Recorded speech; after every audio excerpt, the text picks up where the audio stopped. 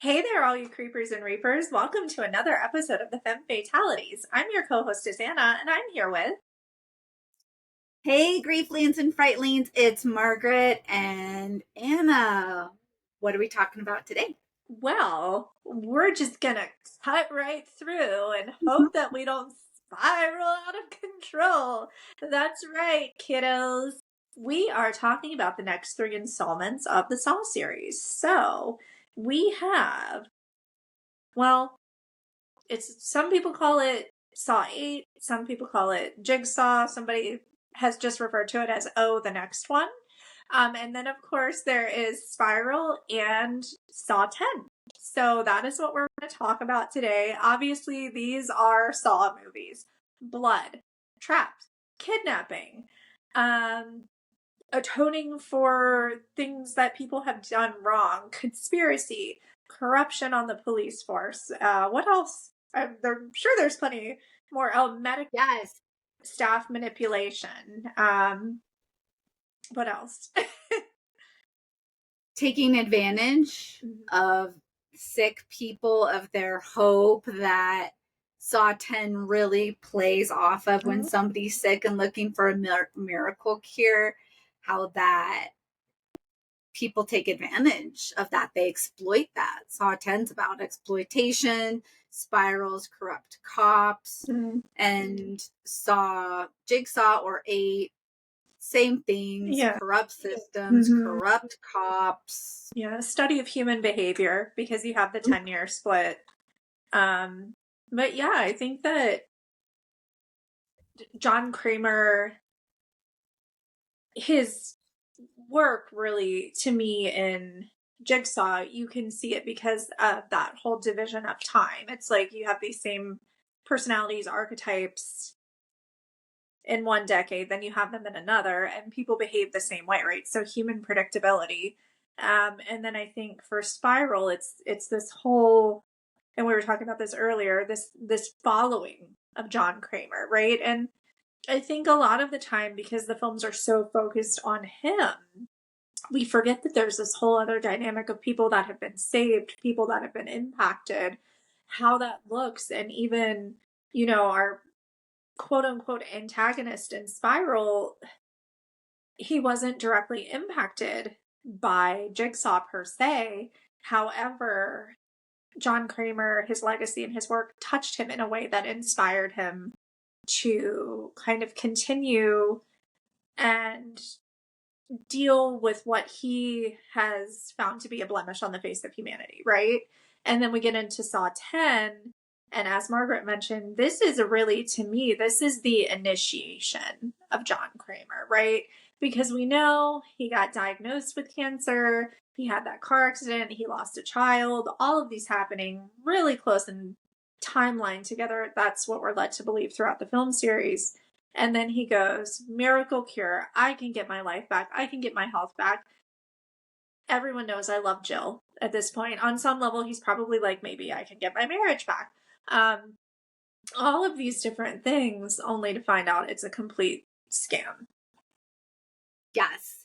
I felt out of all the movies, this one pulled on the heartstrings the most. This one really, you see John Kramer, him wanting to live, his desperation, him, Yes. oh my gosh. And then that anger when he learned, like when he goes to give her the bottle, I think it is of tequila, and like right there being like, are you kidding me? Like, you just took my money. It made his kills feel that much more vindicated. Like, you were like, yeah, you did this to him. You're not a good person. You willingly took advantage of somebody's Absolutely hope. Yeah, like someone who's sick and in a terrible situation. It's very, very sad. And I think the other movies, I tend to really, once again, kind of go back to Jill and the Orion scenario, because she really did love John. And so, they lose a child, she loses her career, she loses her faith in humanity, she loses him, like all of these things that are going on. And for me, it was really refreshing to see like you said, that side of John Kramer, right? Because we get so caught up in who he is as this Jigsaw persona. It's easy to forget that he is a person, and the purpose of him setting up these tests is to get people to value their lives. Like, I think that broadly speaking, and you'll have to let me know your feelings on this, but broadly speaking, I don't think that anyone he took, he wanted necessarily to fail up until Saw 10. I do think that that's more of a revenge film for me. I really think that he wanted them to reevaluate their lives and do what it took to make it. Because when we see the scenes with like Amanda and then the support group a couple of films back, everyone is impacted. And no matter where they are in their trauma experience, they express that they're grateful to be alive. Yes, I agree with you that that is what he's doing, and that in this one it is more personal because it played on his hope. He thought he was going to live. He thought he had renewed life, because we can even see, I think it's in Saw 8 with the doctor. Yeah. He has empathy for him when he's like, you made an honest mistake, and sadly your honest mistake is costing me my life. I'm still gonna have empathy for you, and I'm gonna befriend you. Where in 10, he's hurt, he's angry, and rightfully so. Like, I feel like this one, like, I teared up in this one. None of the other Saws. That's also because I feel like this movie, anybody who has had an experience with cancer, like, it hits. And I feel like this movie did a good job of showing that struggle that cancer patients have. Like, am I gonna live? Is there a cure? Am I in remission?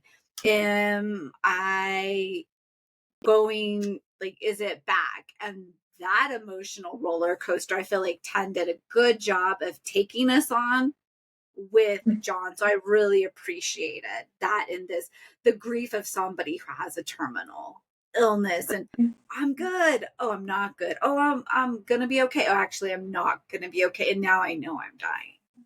And it is really hard. And I'm really happy you brought that up, because it, you know, you mentioned that if you've had experience with someone with a terminal illness, and the whole first round of this treatment or that treatment, oh, I'm in remission. And then right up to the point where you start to feel really, really hopeful. And it's like, oh, not anymore. And, just to give someone a gift only to find out that, what I think in this box is a pile of gold, but it's actually just, a can of expired beans. You know what I mean? And that in 10 too, it plays off of, like, because there's the doctor who is able to help cancer patients. He's world renowned. He does actually have something that is prolonging life. And there are people that then, right, I'm gonna ride your coattails, and I'm not gonna have what it takes, but I'm gonna say that, oh, that's my dad, so I can deliver the medicine. And again, playing on that hope, and consistent to the Saw movies, pointing out all the places our systems get broken. Yes. And how John Kramer wants us to appreciate life. It feels like these movies are like, think about it. Like, where's your critical thinking? Are you trusting this person because their dad's a world-renowned doctor? What's their expertise? What makes them credible in this? Who's the cop you're dealing with? Where are the systems broken? Absolutely. Yeah. And, I think that maybe not that exact scenario, but the idea that these sorts of things do happen to people is very unfortunate and alarming as well. And no, I think, like, Chef's kiss to number 10, very well done.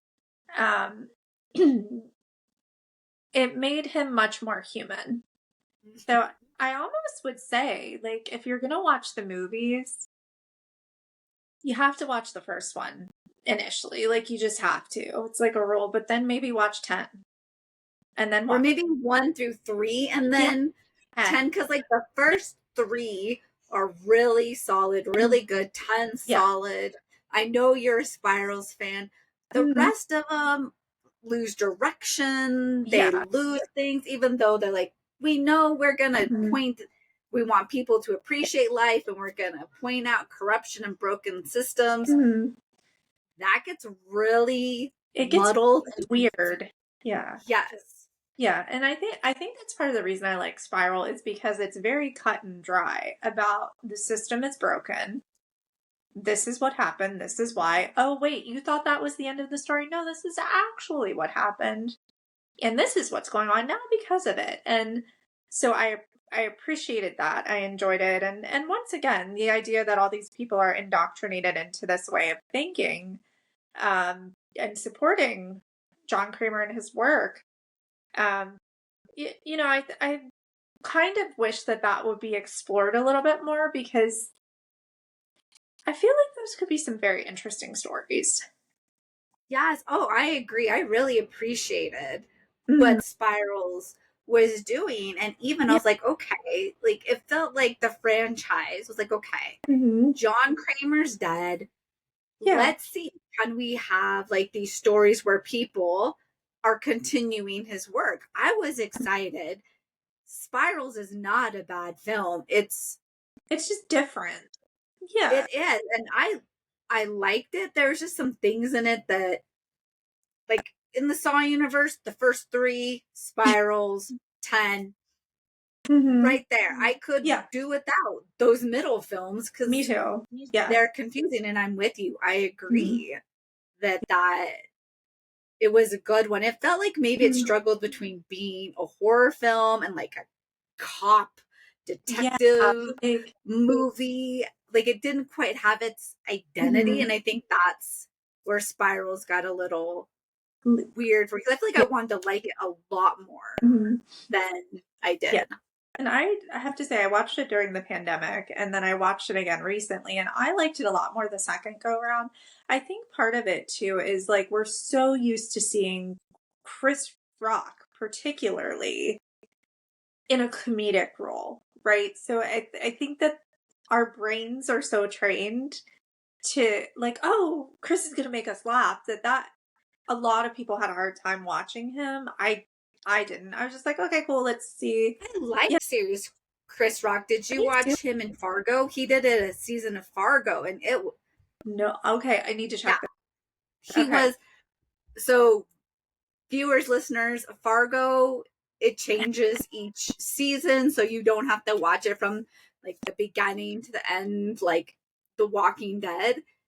And his season, great season. He was awesome in that. So check that one out. And viewers, listeners, if you want us maybe to watch Fargo, or we have talked about American Horror Story, if there is a horror TV show, maybe not The Walking Dead, because that is a lot. And I know Anna didn't watch it, and I watched it up until Glenn's death, and then I was like, you were good. Like, I'm done. Yeah. Well, it would be fun to mix it up too. I mean, I think, you know, obviously when we think of Fargo, everyone thinks of the movie and the wood chipper. Every time I drive by a wood chipper, I still like giggle a little bit. I don't know what that says about me, but I don't really care because it makes me laugh. But yeah, I mean, I think it's great. And obviously, like, Spiral too, like, well, not, I'm saying also about Spiral. Second Spiral, just if you're listening, don't think there's another one because I don't think that's in the works. But Samuel L. Jackson, I mean, just his existence in any movie that better. But I thought it was cool. I'm with you though. I think that 1, 2, 3, 10, and Spiral, that's really all you need. If you're in the Saw universe, you can skip the ones in the middle. I mean, the kills are kind of good, but they definitely stray from the formula. I do think that Jigsaw is a great display of human behavior. But you can find that in a lot of movies. So, yeah. Yeah. Mhm. Yeah. Anything else to wrap up our journey through the Saw universe other than we're both excited? We will share. Horror fans already know this. Blumhouse bought out Twisted and brought back Winnell and Juan, the original creators. So Saw 11, I believe, is back in the works and really excited. So those that listen who aren't horror fans, Jason Blumhouse of Blumhouse Productions, big horror movies. So hopefully them and Lionsgate will be able to create some magic because Twisted brought the magic somewhere in there. We're ready. We're ready. Come on at it. We're ready. Yes. Of all the movies, is there anyone, I don't want to say that you relate to, but is there any particular character that stood out to you the most of all the three? That is a great question. I feel like Jigsaw himself, right? That character, John Kramer, really, Tobin Bell, awesome actor. If we go to the first, James Wanell, it is James, right? Yeah. Wanell. Yeah. His character, Carrie Elves, all of those. Yeah. Awesome. Well, I mean, just, Carrie, the Princess Bride to that. What a transition, and it was a great one. And yeah, I agree. I mean, Tobin Bell is a phenomenal actor. He's great, and he has such a range too. I mean, he's been in mafia movies. Of course, I'm going to mention that. We have to, But I mean, just to go from that genre of film to the Saw franchise, right? And to make this character so believable, so wonderful. He's not scary. He's like a regular person. And I think that's one of the things I enjoy the most about him. He doesn't have a super villain power. He doesn't have some sort of super strength. He's actually like dying. But his intellect and his passion are what keep him going and keep these scenarios going too. And I appreciate that. He's a different type of horror character. Yes, I agree. That's feels like John Kramer, Tobin Bell's portrayal of him is what carried these films, and that's probably why those middle five, they didn't stay consistent with who he was. We have that stupid detective whose name I can't think of that ruined it as well, where it gets muddy. Constance Maldinar or whatever, the Greek dude. Yes, like he was too evil for the franchise. Yeah. Yeah, and his character, like he's been in other movies and he's a really fine actor. But like if I saw him walking down the street, like just his character, I would think to myself, like, that guy probably appreciates like a swift kick to the leg. Just because he's not redeeming. There's nothing that speaks to, at least from my perspective, that speaks to my sensibilities or my heart about him. Whereas, you've got John Kramer, who is like, okay, you can really empathize with this guy. And that's a huge, huge difference.